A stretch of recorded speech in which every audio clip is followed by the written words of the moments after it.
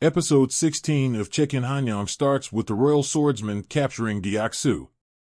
Prince Myong arrives at the port only to find her belongings and a dead boatman. Back at Yeoncheonru, Sumryang saves the Grand Proprietor Cheon's life by killing the poisonous centipedes. Unfortunately, Sumryang dies from the poison. At the palace, the king moves to interrogate Deoksu to get the ledger, but she refuses to speak up. Prince Myong arrives to save her and tries to beg his dad to do the right thing. However, the king is unmoved by his son's desperate pleas and orders the guards to lock him up. Fortunately, Prince Myong is able to break free as they drag him away. He ends up getting a deep cut on his back as he protects Deoksu from being executed.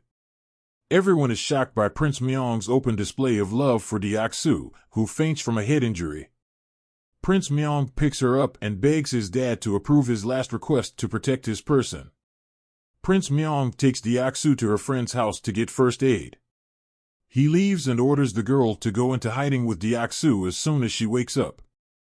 However, when Deoksu wakes up, she refuses to go into hiding and rushes to Yeoncheonru to see the prince.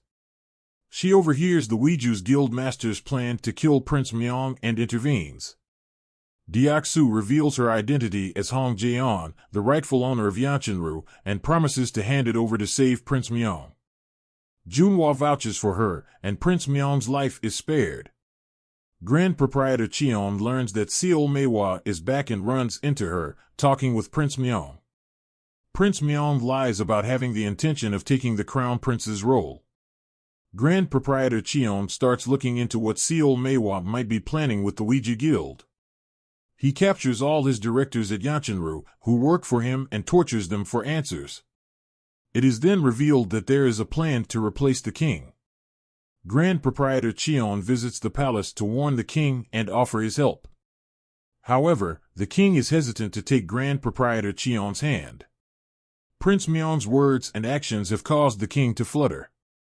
The next day, Prince Myong summons the political leaders to Yeoncheonru under the disguise of petitioning for the crown prince's role. He, Deoksu, and Junhwa reveal the truth about what happened 12 years ago. Grand Proprietor Cheon tries to force the king to deny the allegations, but the latter decides to own up to his mistakes. Grand Proprietor Cheon tries to spin the truth again, and this time, Junhwa confronts him. He gives his dad back the sword and leaves.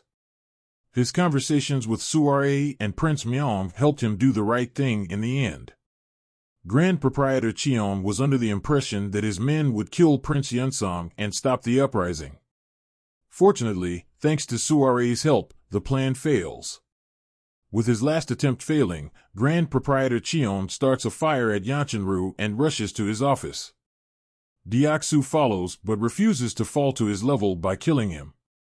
She vows to be nothing like him and informs him that he was wrong to kill her dad and steal his legacy. The reality of his downfall starts to dawn on Grand Proprietor Cheon. He refuses to leave the office as it all burns down. However, it is unclear if he dies, since no one finds his body later.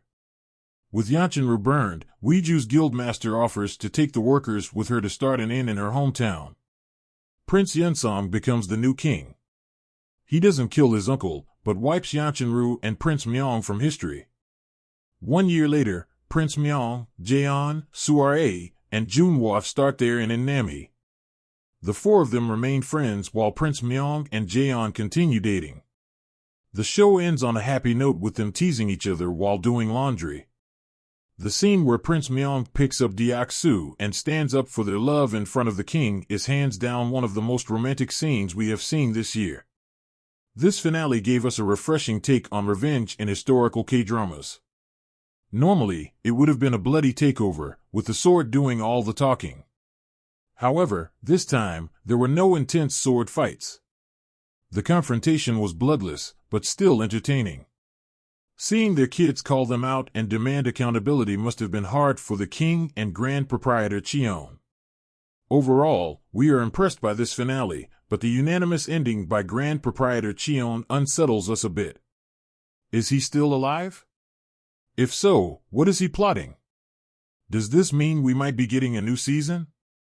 Even with some plot inconsistencies, Check-in Hanyang has been an engaging series. It effectively conveys the significance of nurturing friendships and learning from past mistakes to forge one's own path.